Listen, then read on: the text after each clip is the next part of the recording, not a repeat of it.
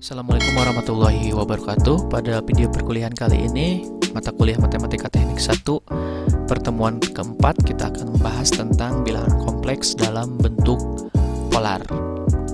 Nah, sebelumnya kita sudah membahas apa itu bilangan kompleks dan penulisan dari bilangan kompleks. Nah, secara umum atau bentuk umum dari penulisan bilangan kompleks, kemarin kita sudah bahas, yaitu dalam bentuk Z sama dengan X plus IY. Nah, di mana X-nya sebagai bilangan real dan ini bagian dari bilangan imajinernya. Nah, seperti itu.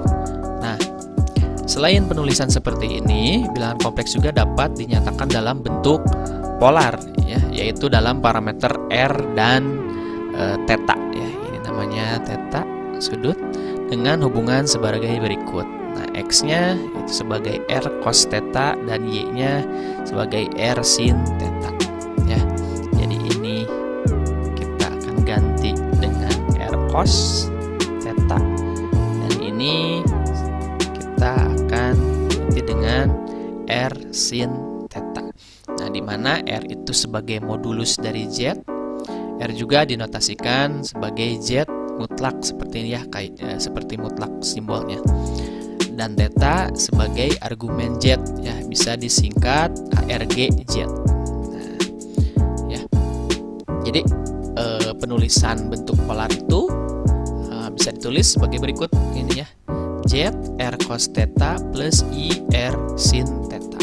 Atau kita bisa faktorkan, R-nya dikeluarkan. Ya, seperti ini, R cos theta plus I sin theta. Berarti ini sebagai X-nya, ini sebagai Y-nya. Saja dengan bentuk umum yang kemarin sudah kita bahas. Nah, sekarang kita ganti ya, X dan Y-nya dalam bentuk cos theta, R cos theta dan IR sin theta. Nah, untuk lebih jelasnya kita bisa gambar seperti ini. Misalkan ya, ada dua buah titik Z1 ya, Z1 dan Z2. Kita akan mencari di mana posisi R berada dan sudut theta tersebut. Nah, misalkan kita Z2. Nah, Z2 di sini. Ya. Jadi R itu sebagai modulus atau jarak dari titik pusat ke Z. Ya. Jadi R itu definisinya jika digambarkan seperti ini, yaitu modulus atau jarak, ya, jarak dari titik pusat berarti 0,0 ya, ke Z, ke titik Z. Nah, berarti untuk Z2 misalkan di sini berarti R-nya dari sini ke sini. Nah, di sini berarti R2. Nah, seperti itu. Nah, bagaimana untuk mencari panjang R-nya? Nah, kita bisa gunakan rumus dalil Pitagoras. Seperti ini kan Z2 berarti ini Y-nya ya. Ini titik, maaf, hapus dulu. Nah, seperti itu. Ini sebagai berarti ini Y-nya, ini ke sini sebagai X ya. Berarti panjang dari sini ke sini itu Y2, dari kesini ke sini yaitu X1. Berarti untuk R2 kita bisa cari dengan mengkuadratkan panjang tersebut Y2 dan X1. Berarti X1 kuadrat tambah Y2 ya, ini X2. X2 kuadrat dan Y2 kuadrat ditambahkan. Nah, sekarang di mana posisi dari theta atau argumen Z tadi ya. Jadi untuk theta itu tadi definisinya sudut yang dibentuk ya, sudut yang dibentuk dari X positif ke R. Nah, dari mana? Misalkan X positif itu kan ini yang horizontal nih, ini X positif ke R. Nah, ke R itu ada dua ya. Bisa dari sini ke sini atau sebaliknya, bisa dari sini juga ke sini. Nah, kita akan bahas nanti mana yang disebut dengan argumen Z. Apakah yang besar ini yang berlawanan dengan arah jarum jam atau yang searah jarum jam. Nah, seperti itu. Nah, sekarang Z1 juga sama. Di mana posisi R-nya? Sama ya, dari titik 0,0 ke Z. Nah, untuk mencari panjangnya, kita tinggal tarik titik. Berarti ini X1 ya. Ini berarti Y1. Atau berarti ini panjangnya Y1, panjang dari sini ke sininya X1. Berarti untuk R1 itu sama saja ya.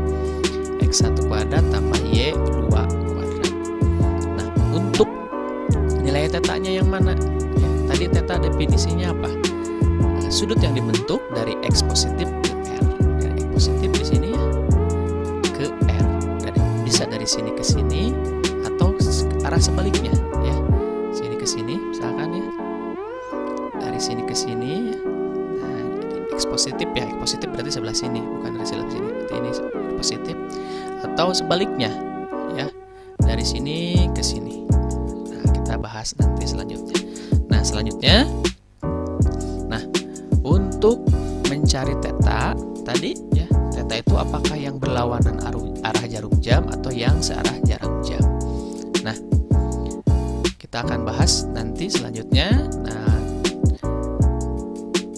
pengertian selanjutnya di sini dari hubungan X dan Y terhadap R dan theta, maka R dan theta dapat dinyatakan dalam bentuk R tadi kan R1 dan R2 sama ya, X kuadrat tambah Y kuadrat. Berarti dapat disimpulkan R itu bisa dicari dengan X kuadrat plus Y kuadrat. Nah, untuk theta itu bisa dicari dengan RRC atau arcus ya, tangen X per Y. Nah, secara geometri R merupakan jarak titik Z terhadap titik asalnya 0,0 tadi kita udah bahas, sedangkan theta merupakan sudut Z. Nah, ini sedangkan theta merupakan sudut Z yang diukur dari sumbu X positif dan theta tidak terdefinisi pada Z sama dengan 0,0. Jadi jika Z-nya 0,0 berarti titiknya di sini. Otomatis kalau Z 0,0 itu tidak mempunyai sudut, maka tidak terdefinisi. Nah, seperti itu ya. Nah, di sini ada istilah nilai prinsipil theta didefinisikan pada negatif pi lebih kecil sama dengan theta lebih kecil sama dengan pi, karena sifat dari pi yang terulang seringkali kita hanya menggunakan nilai pi pada selang tersebut. Artinya apa? Jadi sudut theta ya, yang berada antara negatif pi itu kan 180 ya. Jadi sudut theta yang berada antara negatif 180 dan negatif ya dan 180 positif itu namanya nilai prinsipal theta. Nah, lihat gambar lagi. Kita hapus dulu ini supaya lebih jelas. Nah, tadi kita belum terjawab mana yang dimaksud argumen Z atau theta ya dari sudut ini ya, apakah yang berlawanan arah atau yang searah dengan jarum jam. Nah, ini bisa gambarkan ya. Nah, untuk ya sudutnya kan ada dua nih, ada dua misalkan yang Z1 nih, yang Z2 yang Z2. Ada yang kecil sini ya, searah jarum jam. Ada yang kebalikannya, berlawanan dengan arah jarum jam. Nah, mana yang disebut dengan tadi argumen Z. Jadi argumen Z itu atau theta ya, atau argumen ARGZ itu yang berlawanan arah jarum jam ya, berlawanan arah jarum jam. Berarti yang mana yang besar ini? Nah, ini ARGZ. Nah, sedangkan yang kecil itu apa yang kecil ini? Nah, yang kecil ini itu nilai prinsipil. Prinsipil itu apa? Jadi sudut antara 180 derajat dan negatif 180 derajat. Nah, ini kan masih berada dalam rentan negatif 180 derajat ya dan 180 derajat positif. Nah, itu bedanya ya. Jadi untuk nilai prinsipal dari Z2 berarti yang mana? Berarti yang ini prinsipalnya ya. Nah, kita ulang kembali. Untuk misalkan pertanyaannya nilai prinsipal dari Z2 dan argumen dari Z2 berapa? Nah, berarti untuk nilai prinsipal dari Z2 yang kecil ini, ya, yang kecil, untuk argumennya berarti sudut yang besar.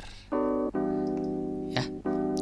Nah, untuk sudut yang besar, cara mencarinya tadi pakai ARC atau arcus tangan X per Y. Nah, seperti itu ya. Nah, mudah-mudahan bisa dipahami. Ya. Jadi tadi mencari R, rumusnya X kuadrat plus Y kuadrat. Untuk mencari nilai prinsipal, tadi ambil sudut yang searah jarum jam, dan untuk mencari sudut argumen Z atau theta ya, itu yang kebalikannya ya, kebalikannya. Nah, selanjutnya, nah di sini ada operasi perkalian dan pembagian. Nah, di sini sama halnya dengan aljabar biasa untuk perkalian dan pembagian dari bilangan kompleks bentuk polar ya. Misalkan ada Z1 polarnya ini, Z2 ini, jika dikalikan ya, dikalikan yang sejenis R1 dan R2, terus sudut-sudut yang sejenisnya ditambahkan ya, tambahkan. Pembagian juga hampir sama, ini dibagi tetapi sudut yang samanya dikurangi. Nah, untuk operasinya ya, operasi cos theta 1 tambah theta 2, ini cos theta 1 theta 2, operasinya seperti ini, cos theta 1 kali cos theta 2 tambah atau kurang sin theta 1 dan sin theta 2. Nah, untuk jelasnya kita lihat contoh pertama. Tentukan nilai prinsipil dari argumen 1 plus I dan negatif 1 kurang I beserta modulusnya ya, ini modulusnya modulus ini. Nah, jawab. Modulus itu tadi ya, modulus itu atau kita sebut dengan R ya. Modulus itu sama dengan R. Berarti rumusnya apa tadi R? R itu rumusnya akar dari X kuadrat plus Y kuadrat. Nah, ini mana X-nya? Yang soal ini. Ya, ini kan ada dua soal nih. Nah, ini 1, 2. Nah, untuk yang pertama R1 ya, kita sebut R1. X yang mana? Berarti X-nya ini 1 ya. Berarti 1 kuadrat plus Y-nya mana? Y itu nempel yang I. Kalau tidak ada angka berarti ini angkanya 1 juga. Berarti akar 2. Nah, seperti itu. Nah, argumennya yang mana? Nah, argumen itu tadi rumusnya pakai arcus ya. Arcus tangan X per Y. Nah, untuk soal ini ya, X-nya 1 ya. Terus Y-nya juga 1. Nah, 1 per 1 sama dengan pi per 4. Nah, pi per 4 didapat dari mana? Nah, ini bisa dicari dengan pakai kalkulator ya. Kita tinggal mengklik ARC ya. Kalkulatornya harus yang saintifik tangan 1 ya. Hasilnya pi per 4, atau boleh kita digambar terlebih dahulu ya, supaya kelihatan nanti kita ukur sudutnya berapa. Nah, seperti itu. Nah, untuk soal yang nomor 2, berarti ini nomor 2 ya. Misalkan R2 rumusnya X kuadrat plus Y kuadrat. Ini sama saja ya, ini X-nya negatif 1, berarti negatif 1 kuadrat, Y-nya negatif 1 juga, negatif 1 kuadrat. Negatif dikuadratkan jadi positif ya, ini berarti positif 1 tambah positif 1 sama dengan akar 2. Ini sama ya dengan nomor 1. Nah, untuk argumennya, argumen itu kan pakai rumus ARC tangan X per Y. Nah, X-nya negatif 1 yang ini ya, Y-nya negatif 1 juga, negatif 1 per 1 berarti 1 ya, negatif bagi negatif positif, 1 bagi 1 1. Nah, berarti sama ya 1. Nah, hasilnya min 3pi per 4. Nah, di sini ada hal yang unik ya. Kenapa ini tangan 1 hasilnya pi per 4, tangan 1 juga arcus tangan 1 hasilnya negatif pi per 4. Nah, untuk lebih jelasnya kita gambar terlebih dahulu. Nah, untuk menghindari kesalahan penentuan argumen, ya dapat digunakan bidang kompleks untuk menggambar titik-titik tersebut. Tadi ada 2 titik, yang titik yang pertama ini, misalkan ini Z1, ini Z2. Nah, untuk Z1, nah arkus tuh yang ini, sudut yang ini, ya, pi per 4, ya udah kelihatan. Nah, untuk yang Z2, batasnya gini, dari X positif ke R, ya, dari X positif ke R, berarti X positif sini, R-nya kan sebelah sini. Nah, untuk yang kedua, X positifnya di sini, R-nya sebelah sini. Jadi untuk terlihat perbedaannya, jadi kita harus menggambarkan terlebih dahulu. Nah, seperti itu. Nah, demikian untuk perkuliahan kali ini. Mudah-mudahan bisa dipahami. Nanti ada satu soal, kalian coba kerjakan dan langsung kumpulkan di GCR. Wassalamualaikum warahmatullahi wabarakatuh.